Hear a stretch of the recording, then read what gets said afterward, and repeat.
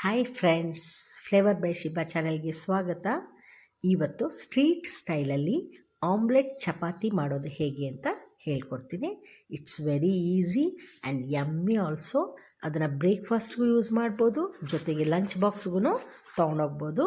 ಬ್ಯಾಚುಲರ್ಸ್ಗೆಲ್ಲ it's very easy, ಹಾಗಾಗಿ ಇದನ್ನು ಹೇಳ್ಕೊಡ್ತಾ ಇದ್ದೀನಿ. ಇದು ಮಾಡೋದು ಹೇಗೆ ಅಂತಲೂ ನಿಮಗೆ ಈಗ ತೋರಿಸ್ತೀನಿ. ನೋಡಿ, ರೆಡಿ ಇರುವಂಥ ಆಮ್ಲೆಟ್ ಚಪಾತಿ ಇದು. ಫಸ್ಟು ಒಂದು ಬೌಲ್ ತೊಗೊಳ್ಳಿ. ಅದಕ್ಕೆ ನಾನು 2 ಎಗ್ ಹಾಕ್ಕೊಳ್ತಾ ಇದ್ದೀನಿ. 2 ಎಗ್ ಹಾಕ್ಕೊಂಬಿಟ್ಟು ಮೊಟ್ಟೆ ಒಂದು 4 ಅಥವಾ 5 ಚಪಾತಿಗೆ ಆಗ್ತದೆ ಇದು.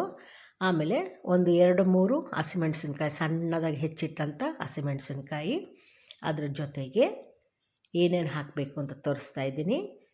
ಕೊತ್ತಂಬರಿ ಸೊಪ್ಪು ಹಾಕ್ಕೊಳ್ಳಿ ಸ್ವಲ್ಪ, ಹಾಗೆ ಕರಿಬೇವಿನ ಸೊಪ್ಪು ಸ್ವಲ್ಪ ಹಾಕ್ಕೊಳ್ಳಿ.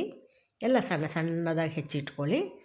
ಆಮೇಲೆ ಸಣ್ಣದಾಗಿ ಹೆಚ್ಚಿಟ್ಟಂಥ ಈರುಳ್ಳಿ, ಒಂದು ದೊಡ್ಡ ಸೈಜ್ದು ಈರುಳ್ಳಿ ತೊಗೊಂಡಿದ್ದೀನಿ. ಸಣ್ಣದಾಗಿ ಚಾಪ್ ಮಾಡ್ಕೊಳ್ಳಿ, ಆಗ ತುಂಬ ಚೆನ್ನಾಗಿ ಅನಿಸುತ್ತೆ. ಇದು ಪೆಪ್ಪರ್ ಪೌಡ್ರ್ ಹಾಕ್ತಾಯಿದ್ದೀನಿ ಅರ್ಧ ಸ್ಪೂನು, ಜೊತೆಗೆ ಅರ್ಧ ಸ್ಪೂನು ಚಿಲ್ಲಿ ಪೌಡರ್ ಹಾಕ್ತಿದ್ದೀನಿ, ಒಣಮೆಣಸಿನ್ಕಾಯಿ ಪುಡಿ.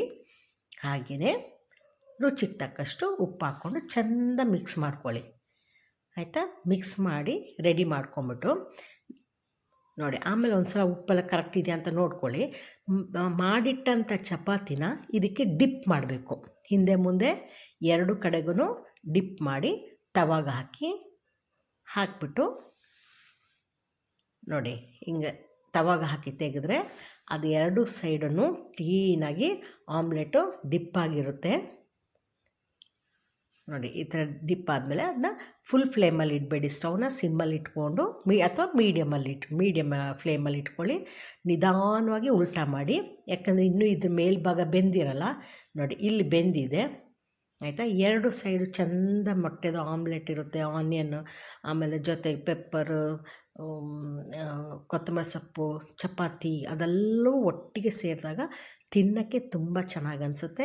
ಇದನ್ನು ಒಂದು ಸಲ ಟ್ರೈ ಮಾಡಿ. ಇಟ್ಸ್ ವೆರಿ ಈಸಿ, ತುಂಬ ಟೇಸ್ಟಿಯಾಗಿರುತ್ತೆ. ನೆಕ್ಸ್ಟ್ ವೀಡಿಯೋದಲ್ಲಿ ಮೀಟ್ ಮಾಡೋಣ. ಟೇಕ್ ಕೇರ್, ಬಾಯ್.